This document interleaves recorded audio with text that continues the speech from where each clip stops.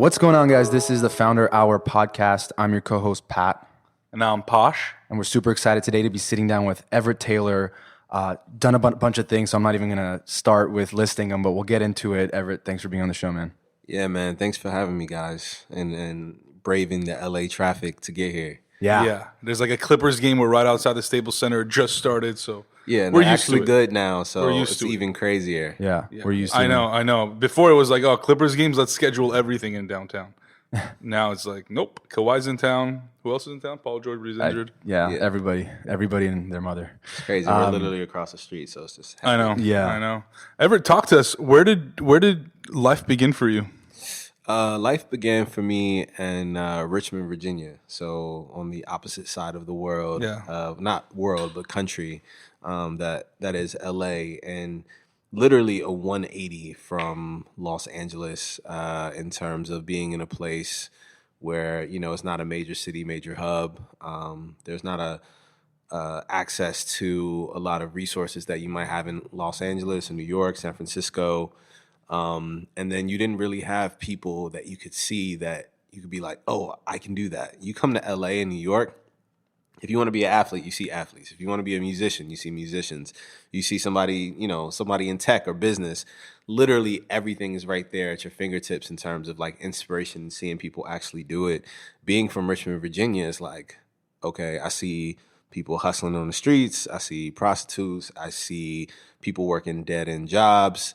I don't really see shit else, you know? And we didn't really even have too many like successful like athletes or musicians. Like name one rapper or musician from Richmond, Virginia, right? So it was a place where you kind of got stuck in this cycle and you realize most people don't realize how limited you are in your experience of life in the world. And, you know, a lot of people there literally don't leave like their block. It's crazy. Like have lived for 30, 40, 50 years and don't leave their neighborhoods. You know? Is that because they can't or because they don't want to? I mean, I think it's a mixture of both. Is someone's mental block any more than a financial block or a physical block, right? If you mentally don't think you can do it, I think that's just as real as something that's physically hurting you from doing something or financially hurting you from doing something. It's a whole culture that it's, you know, the one thing I've learned in life is we live in a very monkey see, monkey do world, right? And that's from the wealthiest of people down to the poorest of people, right? I see wealthy people do the same things, buy the same things, act the same way. Same thing goes down to people who don't have resources. If no one else takes trips, if no one else, you know, tries to do something more with their life, then that's all you know. And it takes a special kind of person to kind of be able to take a step back and say, wait, this is weird. Like, why is everyone doing the same things that leads to the same result? But I got really, really lucky and had some very interesting breaks in terms of marketing and like my career early on that allowed me to see, like, I know what kind of broke me out of that. But going back to that kind of environment you're in, right? Like, what does it take to get out of that? You know, on a micro level, on a personal level, I feel like some people do have that kind of, you know, awareness maybe where it's like, oh, I see what's going on. But on a macro level, like how does that change? How do you get more people to be a little bit more, I guess, independent or aware of what's going on and take things into their own hands versus going with the flow and sort of being stuck in this bubble? Yeah, I mean, this is coming from a college dropout, but education is huge. Right. And it's not just the academic side, it's the support side, right? Like I remember being in high school, not having a counselor telling me, oh, you should apply to this college and do this and do that. You know, people will make sure your expectations are really low and like not really push you to go beyond what you might be able to do. I had that in Los Angeles, California too. So it's probably not even like a specific area thing. It's like there's just shitty people out there. Yeah, it's very shitty people. But I think the world of academics is something that can help you get out. Yeah. If kids can understand that, hey, if I get great grades and I can get a scholarship and go to UCLA and get out of Richmond, Virginia, or wherever you may be, or maybe for someone in LA, they might need to go to NYU. They might need to go to the University of Chicago or something to get them and break them out of the mold. Out of their comfort zone. Yeah, out of their comfort zone. The best thing that could have happened, there's the second best thing that could have ever happened to me was moving to California. The first thing that happened to me that really changed my life was getting my first job at 14 doing marketing for a company called Eastern National. And Eastern National is a nonprofit that actually runs the bookstores and gift shops for the national parks on the East Coast. Museums as well. Museums, battlefield, nature parks, whatever. Yeah. So you took a kid from the hood, and I got to experience, especially in the summers, people from all over the fucking world. Right. So I got we to always interact with that. Yeah. We always talk about this concept of exposure, and I think it applies here. Is sort of being like to know what's out there and to know what the possibilities are. You have to be exposed to something in the first place, and if you're kind of confined to this, region or area or just even like your own life, like, and you don't, I guess, personally seek it out, or it's not available to you easily through school, through family, whatever it might be, then you just don't know what's out there. So I guess in your case, you mentioned you got a job at 14 doing marketing. Like, how did you even know about marketing? What did you think marketing was? And I guess let's start there. Yeah, I'll make one point though. Like, I don't know how old you guys are. I just turned 30, but 27. So I didn't have social media. I didn't have access to the internet. Now, these kids, if they really want to, if you're really built, like, because it also takes someone who's built for the shit too, right? If you really want to see things that are different or get inspiration from other places or see examples, you can do the research. You can see it now. So it's a lot different when you literally didn't have anything. You only had what was in front of you. Right. And now the world is completely different.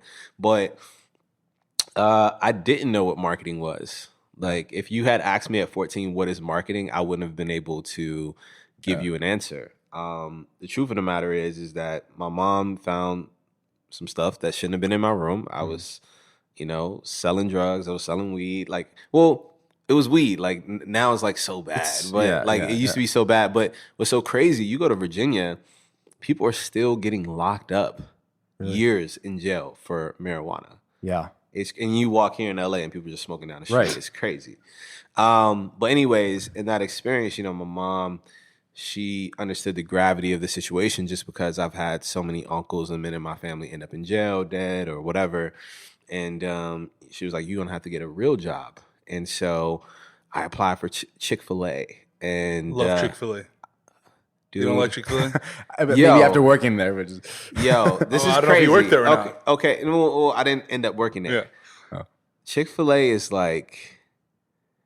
The reason that I pause now is because, and this is a whole different topic, and we can talk about it later. It's okay, we can talk about it. Is how PC everything is now. Yeah. Like, I'm scared to admit that I like Chick-fil-A because there's people who really hate Chick-fil-A, and I'm like, yo, I really love a number one with no pickles. Like, that is my shit. But now we live in this age, and it kind of goes back to social media where, I remember having social media and literally being able to say, I wasn't saying negative things or whatever, but you could literally say, oh, the sky is blue. And because someone is in another part of the country, they're like, oh, it's green or orange, or what are you talking about? And they're arguing with you. And it's like, whoa. And they'll go viral and spark a nationwide debate. Yeah. Why do you like the sky? It got smog and it's killing people. It's like, whoa, like I just thought the sky was a pretty blue. Like it's crazy. So it sucks for me to see my, like, how I tense up when it's something like that. And it's crazy that our world has gotten like that. But anyways, marketing. So you applied to Chick-fil-A. Huh? You applied to Chick-fil-A. I applied to Chick-fil-A. I had a job interview at Chick-fil-A. Yeah. So in Virginia, you can start working at 14. So there's a lot of rural areas in Virginia. And so people are working farms. And so you can start working at 14 with a worker's permit. And so Chick-fil-A at the time in Virginia would hire at 14. Wow. So I applied. I had a job interview. And then I think my job interview was like that next week. And then right before that, my mom found this marketing job in the classified ads in the newspaper. And she literally called them and said, hey, my son needs a job and I would love for you guys to interview him. And I don't know, she just convinced them, and I was able to. She marketed you very well. She marketed me very well. Yeah. And I went in for the interview. All you had to say was you were born with it. She passed it on to you. Yeah, it was crazy. So I get in there, and I can't remember the interview, but I just remember how I felt in the interview, where I was like, "Whoa, this is like super easy." It just came super natural to me, and I think. Like the job description, like what you were supposed to do? Whatever the questions he was asking in an interview, it just felt very easy to me. It was my first interview ever, but it just felt really easy. Yeah. And it just came naturally to me.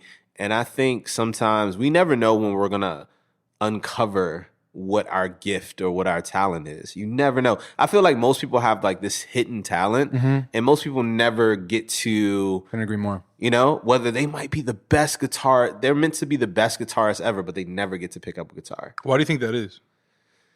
Like you said, the lack of access, the lack of being able to experience things. Or even on a personal level, even if you do have the access, not like never kind of, or I guess not having the mindset that, hey, like there could be that thing out there. And so I should try as many things as possible and not be like set in my ways and stick to my 9 to 5 and then the things that I've done since I was a kid. Right. But like there's a world of things out there that you've never done before. Right. Like in the black community, we have some of the greatest athletes in the world. You don't think we would kick ass on a hockey rink? You know? I'm sure they would. But we're not playing hockey in the hood. We don't we don't get, we don't have that access. They actually say hockey is really a sport for the wealthy. Like it's not a lot of rinks. You got the equipment. Anything with ice. Yeah, you know what I mean? It's crazy. So golf's the same thing. Tennis. Yeah. So but I'm curious. So before we get into like, the actual job, you're in high school at this point, right? Yeah, I'm in high school. What did you want to do? Like, did you have a vision of like where you wanted to end up or what kind of job you wanted to have? I just really like sports. Okay. Like I was like, that's the thing.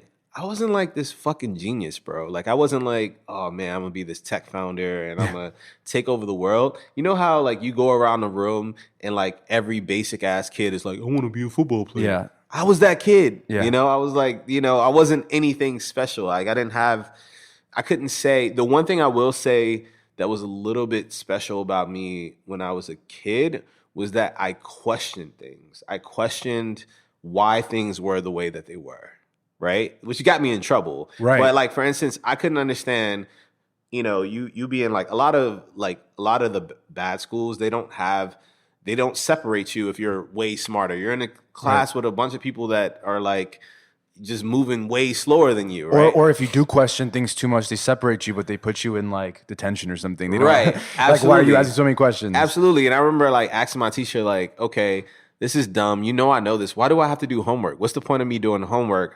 Like I'm spending 30 minutes going home where I could be playing outside. Like I don't get why things are done the way they were. So the one thing I will always I do say is I was pretty normal, but the one thing I did notice about myself is that I always kind of took a step back and was like, why do people do things like this? Or why should things work like that? But yeah, I wanted to be like a basketball player. Like I wasn't any different. Like I didn't have this major right. dream. And I'm assuming like you didn't see, because like you questioned a lot. I'm assuming you didn't see a lot of value in school, but you did end up going to college. I know you mentioned you dropped out eventually, but what, like, obviously at that point, like, I guess why did you want to go to college? Why did you end up going to college? And then what did you study? Right. So just to wrap up the last thing, I mean, with the job, which kind of leads into the whole college experience. Yeah.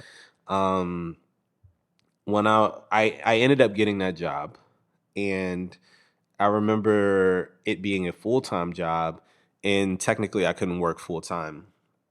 And so they asked if you can start Monday at 9 a.m. And I said, no. And they were like, what?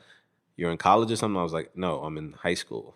And it goes back to kind of thinking outside of the box. I said, if I can come in before and after school and on the weekends and accomplish the same thing that a full-time person would, shouldn't I be able to keep the job? And they gave me a trial run, and I killed it while I was there. What were you doing? So really, it was really thinking about marketing from, like, it was a lot of paperwork. Like, so in terms of figuring out what inventory we should have. And so checking to see what things we're selling, how we should place things within the bookstore and the gift shop. How do we attract people with signs? So it's really like it was like conversion rate optimization in the real world. Yeah. Right? Like, did you like it at the moment? Like when you were doing this? Yeah. Yeah, I loved it. I love the idea of like not manipulate. Like, that sounds like so sociopathic, but like, how do you manipulate people, or how do you get people to do something? Right? For instance, guide them, yeah. Yeah, so one of the things is like, so say we have a museum, and I remember one of our museums, we had this gift shop that's like super like tucked away. And it was like, we had to figure out like how we could do that. And so I was like, wait, we give announcements for like programs. Why don't we give announcements, every 30 minutes, every 45 minutes, or after tours, it'd be like, hey, come and check out the gift shop, like now that you wrapped up with the tour, and things like that. And so just figuring out ways how we can push people and push business there, and also thinking about what were the type of products that we needed to get more sales. And what I realized was, books, cool, books are cool, but it was always like the fun stuff that like really got people going and was going to sell the most. How did you know you were good at it? Was it like I don't know who your boss was, or like the people around you like telling you like, hey, you're good at this? Or was it just seeing that whatever you were doing was working? I mean, I had the greatest boss. His name was Rob Coach. And he was very instrumental in being the type of person who gave great feedback, good or bad. Yeah. And let me know that I was like doing well, and gave me that confidence to continue to make those moves. And it was a great experience to me, because I would have never wanted to go to college if I didn't take that job. Because one, I started meeting all these people at Eastern National in the National Park Service. They all had college degrees. They all went to college. When the summertime came around, they would have like summer interns that went to different universities, and like they would be telling me about the wild parties and the girls and all that. And I'm like, yo, I got to check this out. Yeah. Right. And so if it wasn't for seeing all that, I don't know if I would have even tried to go to college. Like when I applied to college, I was homeless at the time, because I ended up actually getting laid off from that job 3 years in. But I was still so hell-bent on going to college. Like, I had to make that happen. So you're 17 now, and you said you're homeless. I mean, what was that situation like? Oh man, it's crazy. I don't like talking about it that much, and this is no offense to you guys, but when I remember the first time that I did my first interview ever.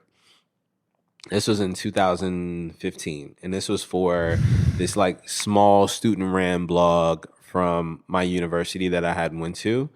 It was like ran by this one student who was like just blogging and stuff like that. He wanted to interview me, but at the time, like I had started to grow a little bit of a brand because of GrowthHackers and the success I had in my career at that point. Because I was like 6 years in as like an entrepreneur, for like five or 6 years in as an entrepreneur. Like 4 years ago. Yeah, that's 4 years ago. Yeah, like never, like at the time I had sold a company, led marketing for a company that got acquired, started another company, and started two more companies that were $1 million plus companies, and was CMO of Sticker Mule at the time. Mm-hmm. Like I had done all of that and never done like a personal interview, because I was super anti-brand, right? Mm-hmm. Like anti-personal brand. I was very big on like doing the work and not talking about it.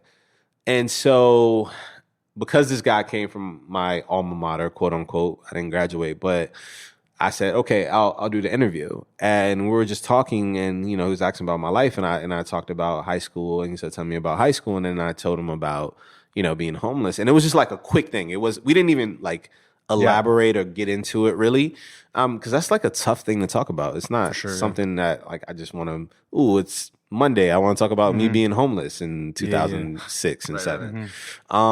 But I had at the time I probably had about 17,000 Twitter followers, and it was enough that when I tweeted it out, this is when things were still in chronological order, so people actually saw things, but when I tweeted it out, other people saw that and they're like, whoa, I didn't know that. And someone else wanted to write an article. And what I realized was that hook was the thing that people really wanted to overcoming homeless, to being a millionaire founder and da-da-da. And at the time I saw, it was like the kid that never got the attention finally getting into, I was like, oh, this is kind of nice. Like people are actually, you know, wanting to write about me, give me awards, have me on podcasts, you know, and then I saw my social media following growing. I saw it affecting positively the business. And so I kind of got wrapped up into it. And every article, every interview, everything, they would always want to talk about, oh, you were homeless and how you overcame being homeless and getting to where you are. And what I realized was, holy shit, this has become like this personal brand tool. Right. Like this is like something that's fucking awful. And it's become like this hook to grab and catch people, where people always want to talk about it. And then, you know, we were talking earlier before we got on here about, you know, having a big personal brand as a founder. The one thing, when that happens, you influence and you lay the blueprint for others, right, especially for founders within the Black tech community. And so when I started to get all this success from a personal brand standpoint, I started to see other people use like, I was homeless, I was, and use these, and I'm pretty sure now you've seen it. Like it's become this typical thing, like where you see that contributor Forbes article where it's like this, it's like this typical. You see it all the time now. I mean, it's like the weekend line from homeless to Forbes list. Like, it's become like almost like this, like it's like a cool factor, which is really not. But I mean, like, and I love that explanation that you just gave to that question I asked. But for me, it's more so like, and I'm curious really about this is, I totally understand it's something that isn't an issue that you or other people want to talk about. But at the same time, I wonder, isn't it something that could be inspiring to those that perhaps are not homeless, but are going through some other sort of struggle, personal struggle in their lives? And that, look, even though you reach that point of lowness in your life or that low point, that's not where you're going to end up, right? 110%. And again, like we talked about this offline, like I'm not a big fan of like being motivational. Right. But again, if there's something through story that another person can be like, you know what, like I'm jobless right now. Like I have like $20 left in my bank account. I don't have much going for me. Like I'm kind of good at like doing one thing, but like I don't really know. Like tomorrow's not looking too great. Yeah. You know, like how does your narrative speak to them? Yeah, so I don't want to sound like an asshole. No. The things that I said before, it's just this is a traumatic thing, and it's not easy to talk about. But what I can't deny is that I've inspired so many people through my story, and so it's like this. It's a catch-22 where it's like this thing, and like you feel like you see these people now building these brands off of trauma, right? And bad things happening. And then another thing is there's levels to this homeless shit, bro. Yeah. There's, oh, you're sleeping on people's couches? Boo-hoo, right? Like, I'm sorry. You're technically homeless, but you're not on the street. Yeah, like, or like you were homeless for a quick second or whatever it is, right? Yeah. I was homeless for a year, bro. Like, I was literally living not in a car that worked, that could turn on, a car that was broken down, that had a fucking hole in the windshield because someone broke into my car. You know what I mean? Like, I was really homeless.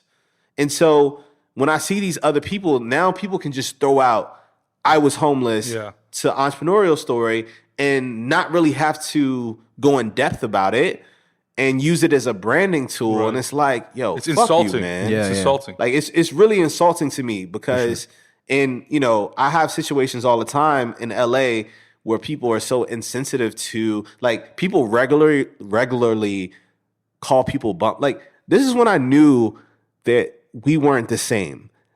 I remember, I'm not going to say any names. It was somebody who used being homeless to brand themselves, and they said, they used the word bums. No person that was genuinely homeless, Like calling other people bums? Yeah. was calling a homeless person a fucking bum. Right. Are you serious? Yeah. And you said you were homeless?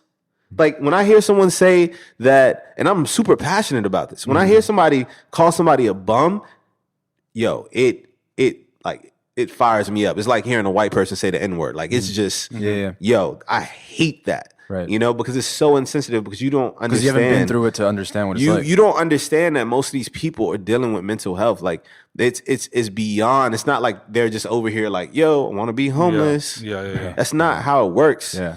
So I guess let's talk about just like, you know, whatever it means. Obviously, like everyone knows really truly what it means. Like homeless being, you don't have a home, you're on the street, you have really nowhere to go.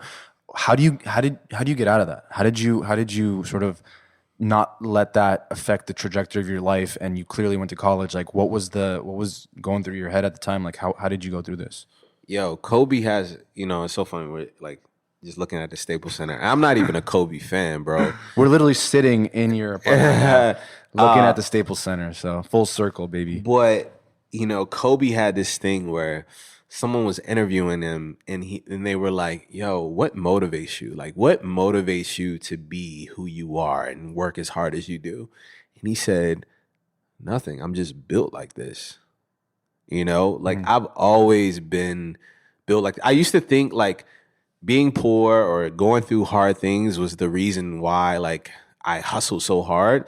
And then you get to a point of success and you're like, man, damn, I have everything that I ever wanted. I'm still hungry as ever. And I just realized I'm built like that. And so even when I was homeless, I never gave up. Like I was in the local library. I was, you know, researching colleges. I remember discovering Mark Zuckerberg and being like, yo, I want to do this tech thing. And then discovering Virginia Tech. And I was like, well, that makes sense. I should probably go there, you know, playing drums on the street, washing windshields, washing cars at the gas station, getting harassed, taking fucking like my version of a bath shower in gas station bathrooms and going to school and like the same kids that used to be like, yo, you the man. Now I'm in there with like fucked up hair, like, cause I couldn't get haircuts. I'm probably not smelling the best. I don't have fresh, clean clothes. And yo, people are mean as shit, bro. Yeah. They're mean. Like people can be so mean. And no matter what happened, I was like, you know what? I'm gonna make it out. I'm gonna do this. And yeah, man, I know that doesn't seem like a great in-depth answer, but it's just like, I'm not built like that. For sure. Yeah. I have 2 points to make. One, I'm going to be good cop, and one, I'm going to be bad cop. Okay. Because I'm just going to play devil's advocate.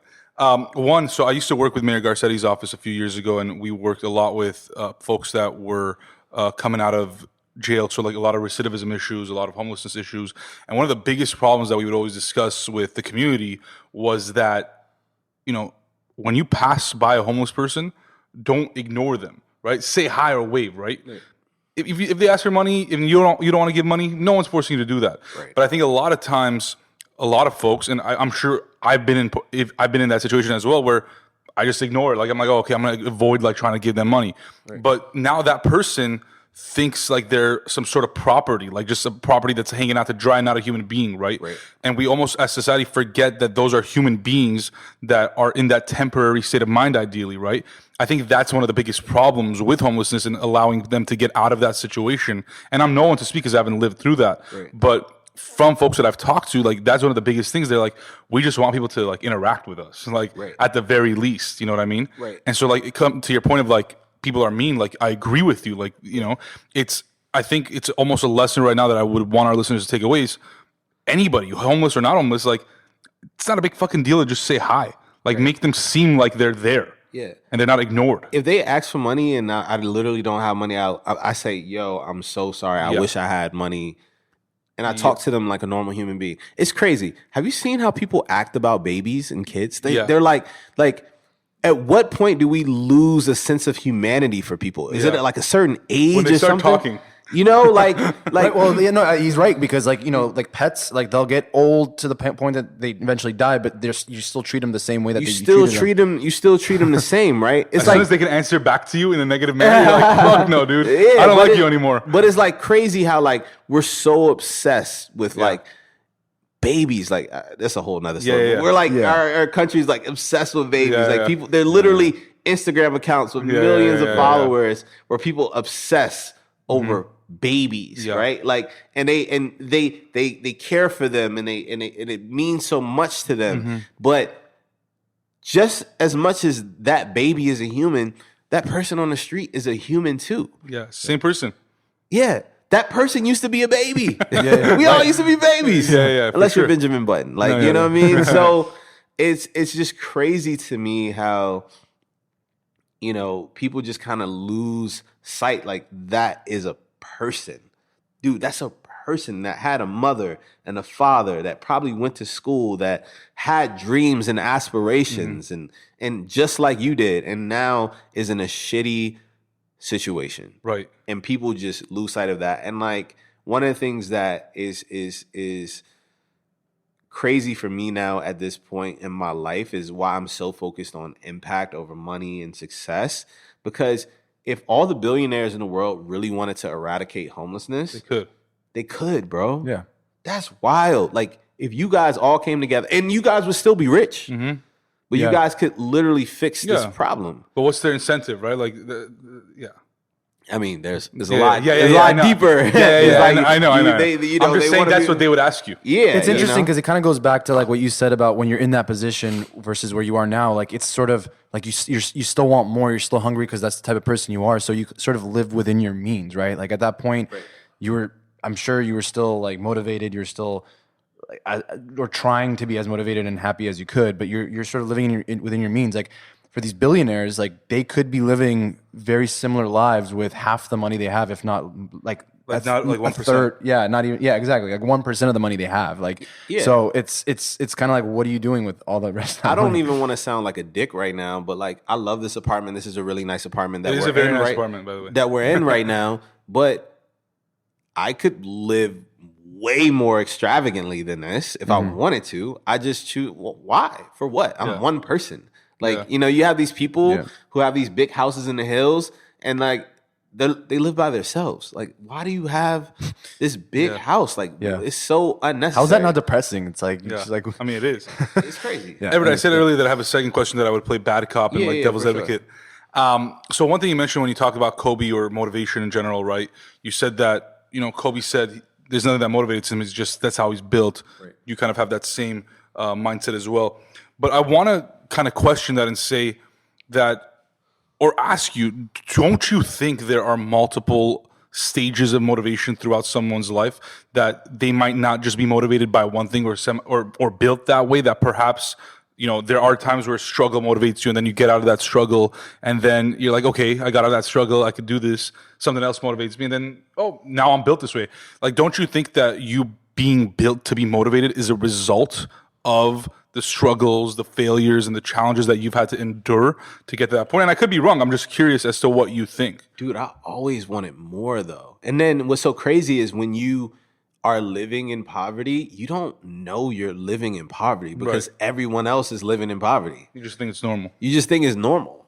But even that, I was like, dude, we could do better than this. Yeah. Right? Like, I just always kind of thought outside the box and always wanted more for myself, and always was just like motivated to have more. It wasn't necessarily the situations that I experienced. Now, don't get me wrong, there's like nice little kicks in there. Like, I was telling a friend of mine, there was this girl when I was in high school that I met her at one of my games, and you played football? This was basketball. Oh, basketball. And met her at one of my games, and she went to this private school out in like the county area. And I wanted to take her to my homecoming dance and all this. And she said, hey, my dad, like my parents would want to meet you if I'm going to go to the dance. So I pull up there. I'm from Southside, Richmond, from the hood, baggy clothes, beat down car. I pull up to her house, and like I put on like my best polo and my best outfit, and thinking I was good. And I could just look at her parents looking at me like, who is this? What just got dragged in here? Yeah. Right? Just judging me, right? Yeah. And I wasn't even allowed to come in the house. The wife and the daughter went back inside, and he was like, son, I want to talk to you. He was like, I'm not letting some hoodlum from Southside Richmond date my daughter. So you can turn your butt around and head back to where you came from. And so those moments where people look at you and like you feel like you're not good enough or whatever, like of course those things are like added to it, but like I'm gonna be doing those things anyway. Yeah, that's why I say I'm just built like this. Like that'll piss me off, but it's not gonna like I'm not gonna have that experience and be like, you know what, I'm gonna be a billionaire now because of that. Like it's just like, oh, that's fucked up. It's just affirmations, affirmations along the way. It's just like I know I'm on the right track. I know I'm doing something right. You know, for sure. It's like how Tom Brady has proven himself after being drafted. Let's not talk about 199th, sixth round. Are you a Patriots fan? Big time. Oh, fuck you, man. Yeah, I know. It's okay. Right? I'm a Steelers fan, so you guys have just been the bane we've of been my just existence. counting on everybody lately. But okay, so talk to us. You go to college. So you went to Virginia Tech? Yeah, I went to Virginia Tech. What did you study? Like engineering? Computer engineering. When I first got there, so I went there for a year and a few weeks of my sophomore year and had to drop out, and I studied computer engineering. I came back for one semester. So I started my first company at 19, and while I was building this company, I was like, oh, I'm making some money now. Let me go back to school now. Like, and I realized I couldn't juggle both. So I went back for a semester and literally just like dropped back out. And that was like, I wanted to get into the business school. So I was studying econ because that was the one major you could go into. It was hospitality and tourism management, or econ were the only majors in business that you didn't have to apply to. And my grades weren't like the best, like after everything I went to my first year. So I did that. And then I came back, and because of my grades weren't the best, but I had sold a fucking company. I think they just were like, yo, we'll let you into. What was that company? It was called Easy Events. So, and then I got into the most popular or the hardest major to get into, which is business information technology, which is in data support systems. So it's a mixture of like data analysis, tech, and molding that with like business. So you're taking business classes, but you're also taking like tech related classes as well. So it was like kind of the perfect mixture. And then I ended up dropping out again after that. But you dropped out mainly because you just couldn't juggle it, not because you didn't see value in it? So the first time I dropped out was because to help out my family. The second time I dropped out was because I was building a company. I was like, I can't do this. The third time I dropped out, the company that I sold, I realized got flipped for like 11, 12 times the amount of money that I sold it for. Was it like a PE firm situation? No, it was like an individual. Oh, they bought it and then they bought it. Yeah. Oh, interesting. And so they bought it, they flipped it. And so there's people out there that literally buy small companies just to flip them. Like I didn't even know that. It's like real estate. I didn't know that existed. Like that was that's a thing. Yeah. And they prey on like people from like the non-New Yorks and San Franciscos that of like the world. Would need the money up front, the capital. That need the money, but also never seen that type of money, and also don't realize the value that they have in that. Right. And so I'm like over here like you've never evaluated your company. You don't know what it's worth. I didn't know. Yeah. I'm like, bro, you're gonna offer me how much? Yeah. How much for this? You know, like it was like crazy. You know, and so because people think like, I don't know, they might think the value is how much revenue you make, but it's like there's a multiple, and it depends on what type of business you're in. I mean, it was definitely a multiple of the money we were making, a lot more. Right. But I didn't realize the technology because I didn't know what SaaS was, and so the technology we built, we were just using for our own parties and events. We had built there was no licensing or anything like a poor man's version of Eventbrite already. And we say we. This was you and your friend from college. Me and two developers, coders that I met my freshman year at Virginia Tech. And so they were doing the coding, you were doing like the business side? Yeah, for sure. And so and I was just paying them, like they weren't even founders. Like I was just I didn't know that. They just wanted cash, bro. They were still in school. So they were building this for me. You know, I'm out of school, I'm throwing parties and events and things like that. And so I'm using this technology for just my events, right? I didn't think about, like Eventbrite, because you know they're being built in San Francisco. They're thinking, "Oh, this is a thing that could be used by anybody using event, throwing an event." Like I didn't know how the world worked. And so when I found out about Eventbrite, when I found out about just the way Silicon Valley worked, I was like, "Dude, I gotta get out of here. Like I gotta figure this thing out." And everyone in college was like doing the same thing. You go to school for 4 to 5 years, you pledge your fraternity or whatever.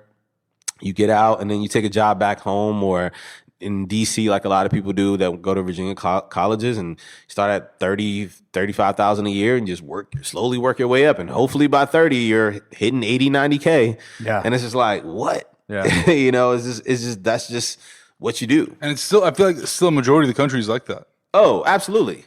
What's so crazy is that we get wrapped up in this fucking startup shit. But dude, most of LA is still like that. Yeah. We're just in a bubble. When you're in startups, you're in a bubble. When you're in entertainment, you're in a bubble. Right?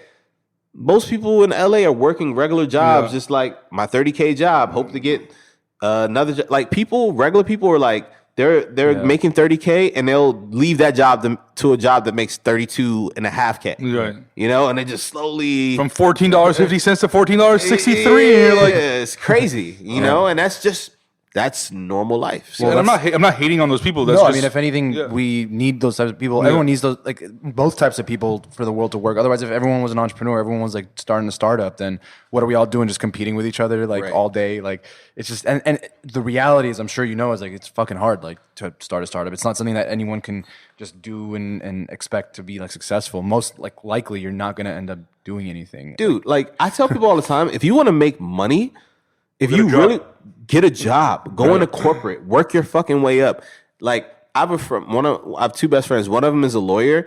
Every year he gets like bumped up like 25, 50K and then gets bonuses and like, you know, he'll make partner in, you know, a few years and he'll be making $1 million, $2 million a year. And like to get fired as a lawyer from a big firm, like it just doesn't Not to happen. mention you don't have all the the heavy weight on your shoulders of like running a company. Absolutely and not. being responsible for other people's well-beings and like, you know, all that shit. Me and my best friend was talking today, and I was reading this old LA Times article where they were talking about how the average Fortune 500 CEO's pension after he retires or she retires, mostly he because of diversity issues, but is $253,000 a month. Jeez. For the rest of your life. Love it. Yeah. For the rest of your life. Like people don't understand, like as an entrepreneur, like I really want to break this like this myths about like being an entrepreneur and things like that. The truth of the matter is like, yo, things are constantly changing. The guys that created like the Garmin, you know, GPSs. GPS, they were probably $1 billion. Yeah, Tom. They were like, yo, we're raking in the dough. BlackBerry's like, we're raking in the dough. iPhone comes out. You know, Google Maps come out. Like, you can have an amazing idea, right? Like, even I have PopSocial. The moment Instagram's like, nope, we don't want you to operate no more. It's done, right? Like, you're constantly having to figure things out and create new streams of revenue. And, like, that shit's hard, bro. And then people don't realize that if you create a company and you do $1 million in revenue, right? You are blessed after expenses, employees, all that to even pay yourself $100K. Oh yeah. Oh yeah. 85% at best. Right. So like 50. Right. You know what I'm saying? So it's like people don't understand like this whole startup thing. You're going to make more money. I was looking up this CEO I looked up to, was a black CEO, used to be the CEO of American Express, made $22 million a year. Mm-hmm. That's Kobe money, bro. Oh yeah. Kobe's last year with the Lakers made $25 million a year. Strain on your knees. Well, I would say that Kobe's job was probably a little easier than American Express's CEO. For sure. But, you know. But the one thing I will say is that like, if you want to be a founder, do it because you're passionate about what you're doing. And this is the life that you really want to lead, not because you feel like you're going to get rich or whatever. Mm-hmm. There's so many stories of so many, you know, founders or people that go to work at these. I tell people the same way for founders, also startup employees.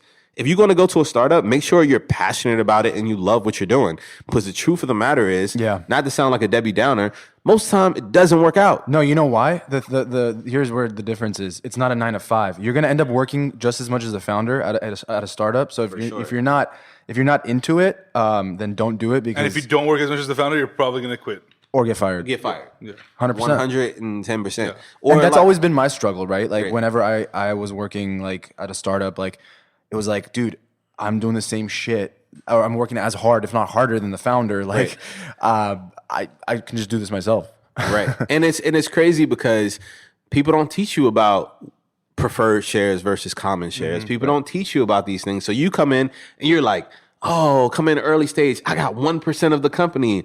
And then it's just like, and it drops and it drops. Yeah. And then the company sells for 100 million and you're like, oh, I'm about to get $1 million.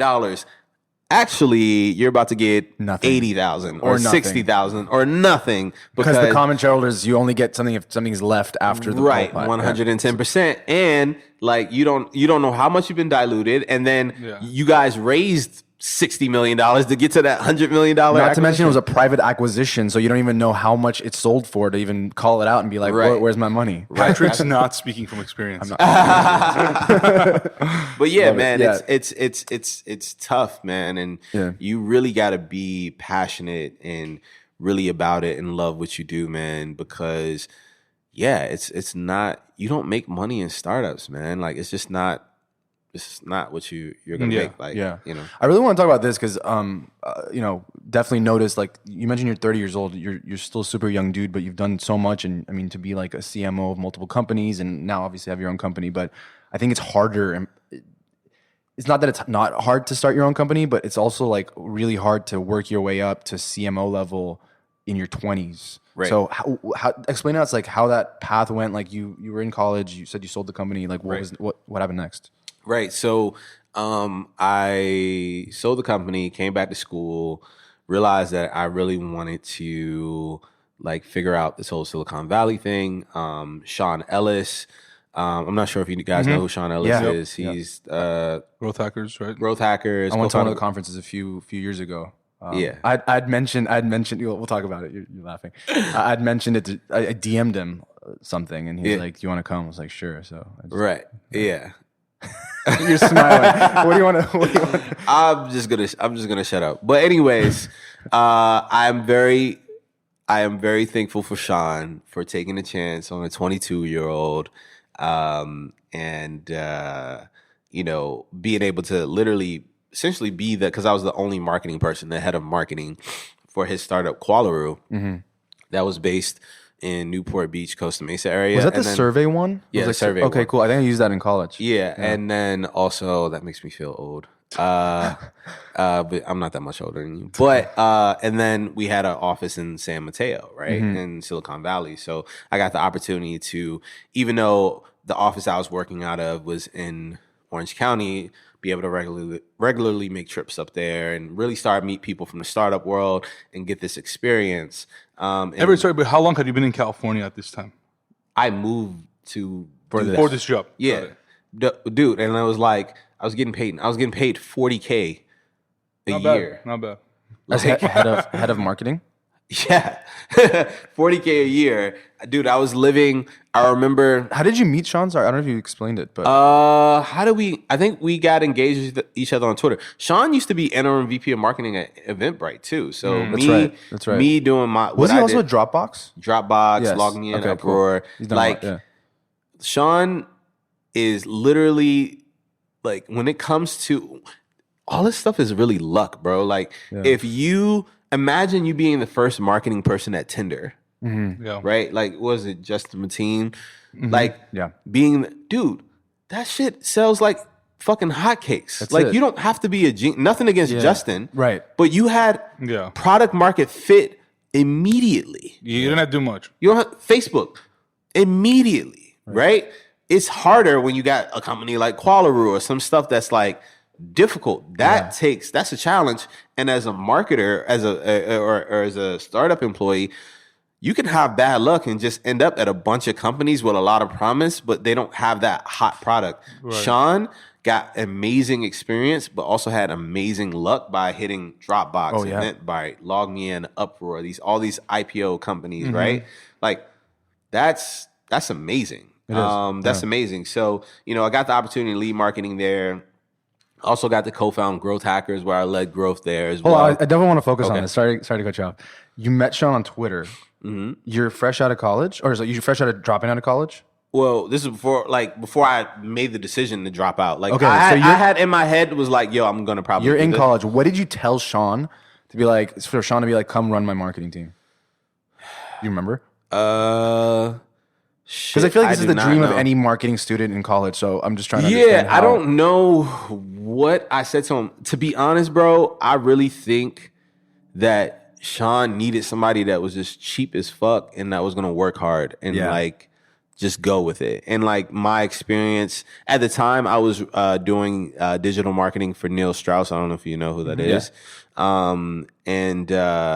You know, I had the experience of like working at Eastern National, I did marketing for United Way when I was in college, building my own company. It's like, even though I was 22, 23 or whatever I was at the time, wasn't your average person. Like I had years of marketing experience coming into it, right? And so I think for him, I was just a natural, bro. Like I had the experience and he took it. I think he just really needed somebody that was cheap and was going to work hard and really did you like ask him for a job, or he was just no, I didn't ask him for a job. We just connected, and then it just happened to be that he needed someone, and you're like, I'll do it. Yeah, I mean, I still had to go through an interview process with him, and it came down to me and one other person, and I had to do this analysis on maybe Snapchat or I don't know. I had to do like a growth analysis on a company. Yeah. And like Snapchat. Not again. I don't want to make you feel old, but I don't think Snapchat was it around at that time? Yeah, it was around. Snapchat started 2012. Oh, 2012. Yeah. Okay, I thought it was 14. I don't know why. Yeah. We were still. Yeah, we were in college. Yeah, you were thinking when you were 22. Probably. Yeah. You were 22 in 2014. Yeah. But this was 2012. So. I mean, I had to do like a breakdown analysis, ended up getting a gig, moving out. Qualaroo ended up getting acquired. We started GrowthHackers. And did you have equity at the time in Qualaroo or no? Yeah, had equity in Qualaroo. Not as fucking much as I should have because I didn't understand as a first-time startup employee. And like, this is why like when you say Sean and things like that, I'm not trying to shit on the guy, but like, yo, it sucks when like founders and people like you don't know. You come into this and you're like, yo, I got this many shares, right? Mm-hmm. And it's not worth shit. Right. You know? And it's like, and you go and you work for a founder. And it's not something that you can negotiate really because it's like, well, I'll just, then the other person will get hired over me because he's not negotiating. Right. And so to me, it's like, this is me not shitting on him. It's me being honest that I make it a point to be very transparent with the people that work for me, what this stuff means. Right. And for me, my companies, I don't plan on selling. Like a lot of my companies are bootstrap, just profitable companies. I don't plan on selling. I pay people more because I'm like, you're going to come work for me. Dude, it's not going to be an exit here. Like, I'm going to pay you more. I'm not going to sell you this dream or give you like 20,000 shares. And it's like, oh shit, I got 20,000 shares and that's so much money. And no, there's millions of shares. Minimum wage, but it doesn't. Yeah, your shares are worth like $11, bro. You know, and you don't know that, right? You don't know those things, and so I had equity in Qualaroo, helped start GrowthHackers. So how did that happen? So you're at Qualaroo, you got acquired, and then what? Well, we started GrowthHackers as a growth hack to Qualaroo. Okay. So we had GrowthHackers and Qualaroo at the same time. So 1 out of 3 people that were using Qualaroo came through GrowthHackers. We built a community around growth and marketing and led them back to Qualaroo. It was like a great explain to us what GrowthHackers was because I definitely remember it, but like I mean it's still around. So but I stepped down and but GrowthHackers was it started off as a community for the marketing for marketers and startups, growth hackers, all that, right? And so we built this community message board. We had growth analysis of different companies. So we started building this community of, I think we got like 2 million plus people signed up or whatever. And then I definitely don't want to downplay it either because I feel like I should say this. Like now everyone like talks about growth hacking. It's like a buzzword, but you guys sort of coined that, right? I remember. Well, Sean coined it. Sean coined it. I know he has the book called Hacking Growth too, right? He wrote a book eventually. Morgan, shout out to Morgan Brown. Morgan Brown was a big contributor to Hacking Growth. He co-wrote it with Sean, and Morgan is one of the most brilliant marketers. He's now a product manager at Facebook, which is crazy. Like he's like super experienced though. Like he's been a CMO, VP of marketing, all these different places. Like he could start his own business tomorrow. And for sure. Yeah. He's a beast, but. But yeah, we started at the same time, and well, not at the same time, but we started GrowthHackers as that. And then when Qualaroo got acquired, GrowthHackers was its own company and then how long were you there for, or like running that for? Couple years. And then during that time, I also created MilliSense, which is my marketing firm, because like my brand started to grow within the startup marketing world, and I just had a bunch of people wanting to get marketing services from me, and I was like, whoa, like this is really good money, but I don't have the bandwidth to do all this, and so that's why. So did you hire people instead, or? Yeah, so I, started with using like contractors and things like that, people I knew within the marketing community, and built my own marketing firm. And so all these things were happening, and things were amazing. So Qualaroo, GrowthHackers, like it was like boom, boom, boom, like MilliSense, all these things were going well. And I was 25 years old, 24, 25, and the CEO of Sticker Mule, I don't know if you guys heard of Sticker Mule, asked me to be their CMO. How did that happen? I mean, he just saw the work that I was doing. Did you work with Sticker Mule like as the marketing agency, or he just found me through GrowthHackers and my work with GrowthHackers, and he took a chance, man. Like Sticker Mule's pretty big size company as a startup. Doing a lot of revenue. Are they out in Colorado? No, they have an office in Colorado. Oh, okay. They have I thought they were based there. They have a customer service office in Colorado. Like people, I can't go into it, but like Sticker Mule is bigger and more successful than people realize. Yeah. So that gave me the opportunity to be CMO of a very successful company at a very young age and get a lot of experience. And that's when I actually moved to LA. Is when that happened. So was it like a shift from being in the startup world to something a little bit more corporate, or did it still have that startup feel? Oh, it was very, very. Do you want to ask that? No, you're good. Yeah, it still felt very startup. Like the thing is, like even Uber, bro, like before they still felt very startup-y. I'm sure it still feels startup-y there since they can't figure out how to make money. Now that Dara's in, I don't know, he's probably running it like a company. Yeah, but I mean, I think it takes a lot of time for a company to mature to really feel like be like Microsoft level. Yeah, and I worked with Microsoft. Oh, you did, yeah. And I was head of marketing for Microsoft, Microsoft China Mobile Alliances Services, so creating apps. And I was the head of growth marketing for that. And this is all after? This was between Sticker Mule and Skurt. Got it. And that was what, a few years? Between Sticker Mule and Microsoft and all those other projects? So it was Sticker Mule for a couple years. Why did you end up leaving Sticker Mule? Stickers. Yeah. A sticker. It's like waking up every day and being like, there's no shade, bro. It's like Sticker Mule. If you want to go to a company that you're going to be like paid really well, they have an amazing team, and you're cool with that. Like it's like you don't necessarily want to chase like a passion. Like that sounds so bad. It makes me sound like I'm being a hater. Like this is very controversial podcast, but no, for real. Like not at all. I've like we'll do another one another time, and it'll be like complete opposite. Yeah, but no, like literally, like it's and I say this about any company. If you're working for like an oil company, are you like, wow, I'm passionate about oil. I can't. Well, maybe them Texans. I love it. You know who loves it? Dick Cheney. But we won't get into that. Yeah. But it's hard to feel the impact. But look, I don't think you sound like a hater. I think what this sounds like is just real advice. I think you're saying what a lot of people think in their mind. But no, beyond that, it's like you're not hating on them as a company or what they do. You're just saying it didn't align with what I want to do. Right. Like, did I get good experience? Yeah, great. Do I want to sell stickers for the rest of my life? No, and that's fine, dude. Like, it's like printing out money, bro. It's like the margins is crazy. Yeah. And I'm sure the founder loves that. I'm sure he's having a great time. Yeah, Sticker Mule is probably Sticker Mule is like the most successful startup I've worked at as an executive outside of Microsoft.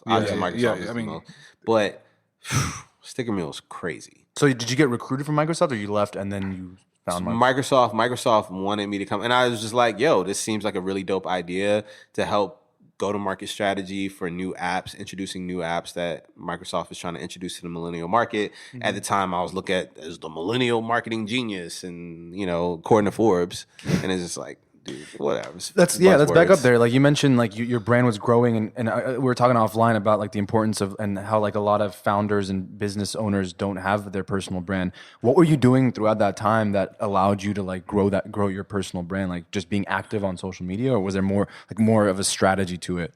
I think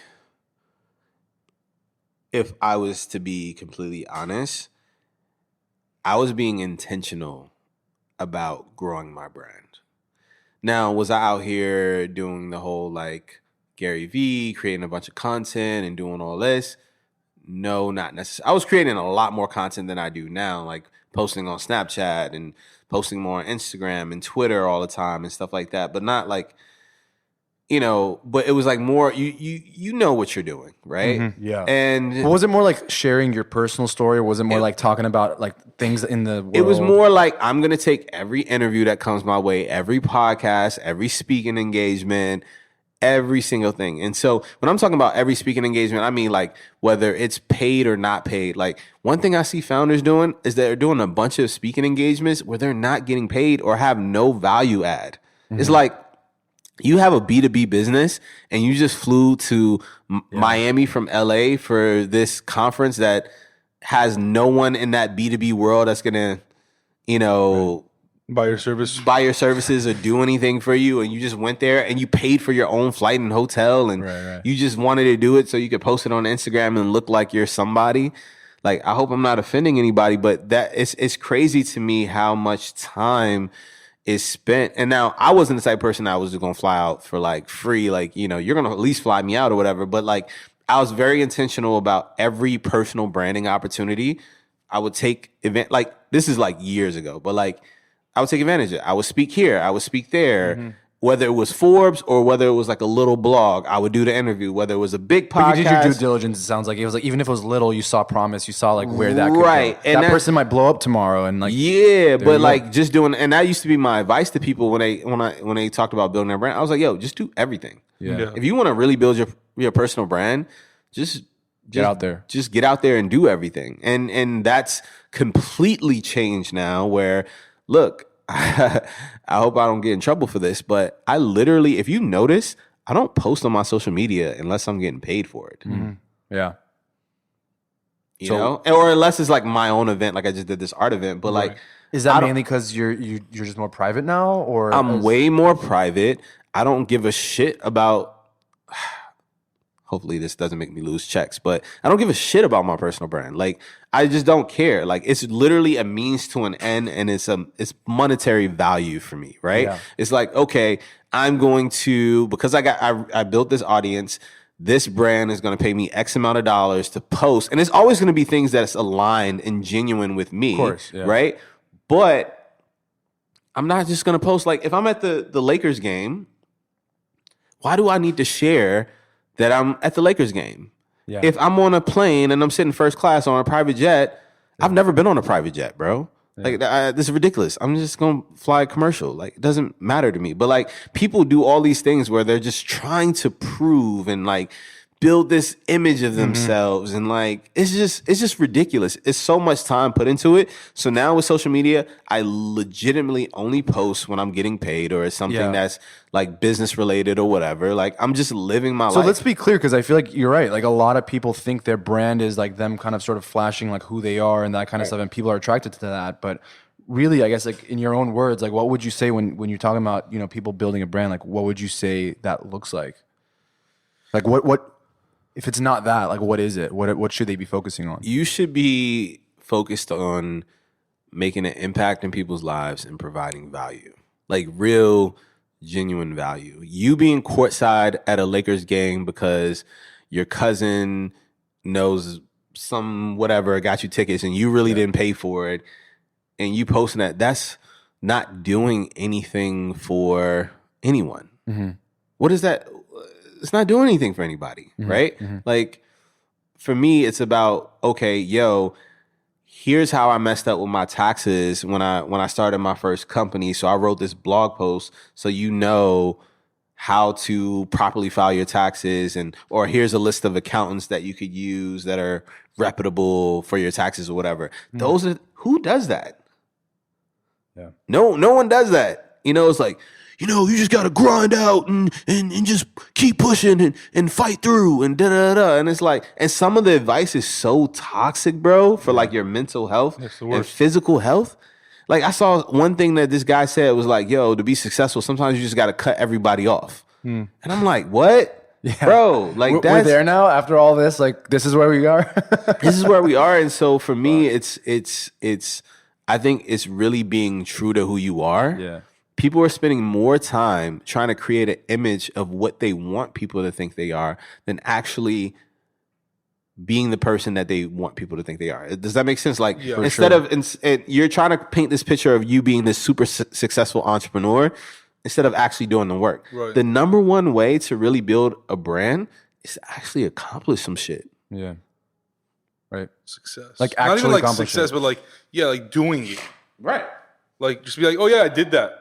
You're like, oh yeah, that's true. And that becomes like influential now. Right. You did that, know? The one thing that no one can take away from me, I could lose everything tomorrow, but this past decade, I fucking killed it, bro. Mm-hmm. You can't take that away from me. You can't take those accomplishments away from me. So even if I don't create anything else successful in my life, I can still eat. It's so off funny. of that. It's so cliche that actions speak louder than words thing, but it's so much more prevalent, I think, today than it was 100 years ago. Because like with social media, the fact that everyone has a voice, which is great, but with that comes more talking, right? Everyone's just talking.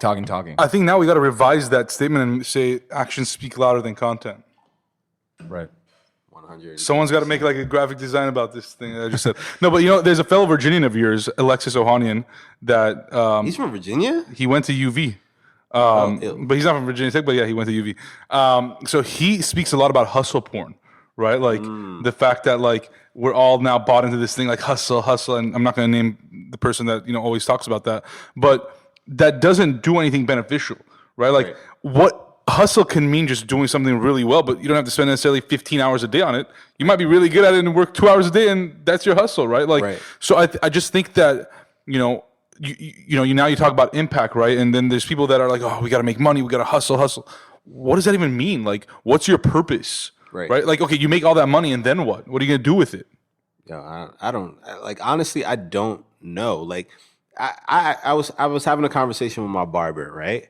And I said, if someone gave you $1,000 a day, like untaxed, $1,000 a day, but you still had to you're a barber, so you're working 5 to 6 days a week. You're in the shop morning to the evening, whatever. If you got paid $1,000 per day, could you spend that? What do you say? Depends on. And he was like, yeah. And then I really broke that down. I'm like, okay, you're in the shop from X amount of time to X amount of time. Like how much you need to you go food and whatever. And it's like you literally have to want to deliberately. If you're making $1,000 a day, it's what $30,000 to $31,000. Well, it's $365,000 a year. That's $365,000 a year. But even just breaking it down from a monthly perspective, say it's like $30,000 per month. Yeah, like you can get you an amazing place in LA, 5, 6, 7,000. Yeah. You might have other expenses, a car, whatever. 10,000. Say everything else is another 3,000. Yeah. You still have $20,000 a month to do whatever the hell you want with it. Mm-hmm. Right. And everyone's out here trying to be a billionaire. Yeah, you have to deliberately if you're spending $30,000 a month, you deliberately, especially as a single person, you have to deliberately want to be like ridiculous. Losing money. You just want to be ridiculous at that point. Yeah, just splurge. Just splurge, spend money, eat out every single night. You have to try very hard. Nobu all week, Yeah, even then, you won't be able to hit that number. Yeah, breakfast, lunch, and dinner. Where it comes expensive is like, oh, I want to go get great seats at a game. Yeah. But those aren't happen. Those are one-offs, though. Those are one-offs. Yeah. That's $365K. Consistent, like bills on something. Yeah. Right. So if that's the case for $365,000, right? Yeah. Which is really probably after taxes here, $600 to $700, right? Yeah. That's not even $1 million a year, right? But people think that they need to be worth billions of dollars. Like, I don't know. I couldn't spend that money, bro. Yeah, no, there's no way. You could invest it. You can invest it, and that's great or whatever. Yeah. But we spend our lives just so focused on being more successful and making more money. Yeah. So you said you want more, though. What is for you? What does more mean? Impact, bro. Yeah. Like, I don't want to sell fucking stickers, bro. I want to change the world. I want to impact the world of art. I want to inspire people. I want to make the world a better place. I want to eradicate homelessness. I want to fix so many things. Like, that's really, like, people think legacy is like fame and money. No, legacy is how you impact people and how something you did lives on. Right? Like, if for me, like, no one remembers how much money like Abraham Lincoln had. No. Or like Martin Luther King had. Like, right. It doesn't matter. Right. Yeah. When you talk about Steve Jobs, are you talking about how much he was worth? Yeah. No. No, you're not talking about that shit. And it's not even about that. To me, legacy and real impact is if I go up to somebody and I give them advice and I say, you know, your why in life really should be about helping others, impacting others, and whatever. And they take that mentality and they change and they want to do that. And then they tell their son and daughter to do that. And they tell their son and daughter. And like, something you just said to a stranger, right, could literally impact the world for generations, right? That's real legacy. Real legacy is the things that are unseen, the things that you can't touch and feel a lot of the times. The things that people say behind your back that when you're not there, not in front of your face. Yeah. So Everette, how are you living that right now? You know, obviously you worked at Skurt, you left, or they got bought out. What was the deal there? Choir by Fair, yeah. And then so now you have multiple companies, but right. How are you living the life of impact that you want to be living? Right. And so if you look at the things that since I left Skurt, became part owner and an advisor to a company called Hayver, which is... How do you spell it?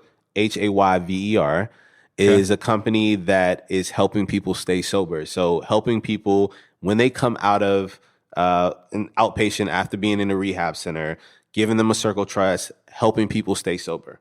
Boom, 1. 2, Bisay. Bisay is a company I don't have any ownership in, but I helped Zoe Saldana start, and it's a media company to tell the stories of the Latinx people, and it's something we literally don't have, and that's going to inspire new generations of people within that community. 3 is Southside Fund, which is my nonprofit helping kids back in my hometown to accomplish their dreams by giving them scholarships to pursue being an artist or being a musician or being whatever they want to be or to impact the community. And then lastly, ArtX, a platform to help artists get discovered, be able to be successful in their lives and really help that community in the art space that's not seen, like that aren't represented by these big galleries that can make a bunch of money. It's all these struggling artists out there, giving them a platform where they can be discovered and their work can be appreciated. Like, that's impact. So you think about just since I left Skurt, those are the 4 companies that I've been involved with or started are all positively impactful companies. This isn't MilliSense, a marketing firm. This isn't GrowthHackers. This isn't PopSocial. I love those companies, but who gives a shit, bro? But like, to play the devil's advocate there, you sort of need any, I don't know how your nonprofits are structured, but like a lot of times, like you need money from another source to be able to fund those, nonprofits. So you sort of do need those businesses, but it's more so the means of what they're creating. It's like not so much going money in your pocket that you're splurging on yourself. Like you're making money to be able to put it into these programs. Otherwise, it's not going to work. It's just not going to sustain 110%. itself. So what else are you doing outside of those things that is sort of feeding into you being able to carry those things out? I still have PopSocial and MilliSense and these companies that are very profitable and making money. But yeah, I mean, Hayver's making money at this point. Even though it's being impactful is helpful. ArtX, when we put out our revenue generating product, it's going to make money, but it's going to still be impactful. You can still be impactful. It's like social entrepreneurship, right? Yeah. Yeah, and in a sense, but ArtX is still going to be a very consumer driven company. It's going to be successful. Yeah. It's going to make money, but it's also going to help a lot of people. And it's different than just creating some software that, you sell to businesses and, it is what it is. Like, that's great and all. And I'm not taking anything away from that, but it's different. Those 4 companies that I just said, that just shows you that I'm on a different track. Yeah. For someone, so I'm curious though, for someone who hasn't accomplished what you have in this last decade yet, and perhaps is 18, 19, 20 listening in college right now, and wants to be impactful, right? They want to do good for the world, and kind of like Pat said, but they need money, right? Like not to be rich, but to kind of survive. What's your advice to that kid, right? Man, woman, doesn't matter. What is that person? What should they be doing early on to set themselves up to be on the track that you are now? Creating a positive impact, but also making money and earning a living. Right. So Dave Chappelle was doing this interview, and he was talking about a conversation with his father, and his father was a teacher. And of course, you don't want to hear that your son wants to be a comedian. That doesn't sound like a very profitable thing to do. He said, Dad, if I can make the same amount of money that you do teaching, doing comedy, isn't that success? I think we have to take a step back and really think about what it is that we really want, right? At the end of the day, does it matter more to you? If you're somebody that truly wants to do the things that you're passionate about and impact the world, then you should want to be able to make a living and be okay. And that should be the bare minimum. Like, that should be it, right? And if anything over that, as long as you can take care of yourself. Right. Yeah, right? Exactly. Like know how much you need to make to be able to like have food on the table and just like live, and then figure out how to get to that point doing what you love. Like, you could do that. It's not that much money. Like, the average person, like you said, like, doesn't need that much money. So the average person in LA makes $27,000 a year, bro. Yeah. But to answer your question, I think the first step as these kids, they have to humble themselves and realize the problem is that people want to change the world and be impactful, but they also want to be rich. A lot of times that doesn't... There's not a lot of crossover there. Yeah, it's not a lot of times. There's not a lot of crossover. So you have to really be honest with yourself. And there's nothing wrong with chasing the bag and making money for yourself and then giving back. If that's what you want to do, that's what you want to do. But if you truly want to say, you know what, I want to change the world and be impactful, and I want that to be my day in and day out job, then you might need to take a hit. But you can also find ways where you can change the world and do something impactful and still make money at the same time. I think ArtX can do that. I think Hayver can do that. And I think BSA can do that. Southside Fund is a nonprofit, so I'll take that out of it. I think those 3 companies can all make money and be super impactful. And I think that's what he meant by, social entrepreneurship too, is like, people often think like, oh, if I want to do good for the world, I have to start a nonprofit, which means I'm not going to make a lot of money. That's absolutely not true. Like, you should, people, like, you should start a business. Like, it's a business at the end of the day, but a business often has this negative connotation, like, oh, it's it's for money and it's going in people's pockets, but like, that is literally funding the nonprofit side of things. Absolutely. So. And so you just gotta be able to, if you could take a step back and if you really don't care about money, you'll be fine. Like, if you really don't care about money, you can always find impactful things to do to impact the world. And there's so many people out there that are living in like studio apartments with another person and like, living with their parents still or whatever, but they are chasing a dream and they're changing the world and they're positively impacting lives. It's just that most people aren't willing to make that sacrifice. Yeah. Well, hey man, this has been such an awesome conversation. I feel like we could sit here and chat all day about this stuff, but thanks for having us over and thanks for being on the pod and thanks for being real. Thanks for being real, guys. Appreciate it.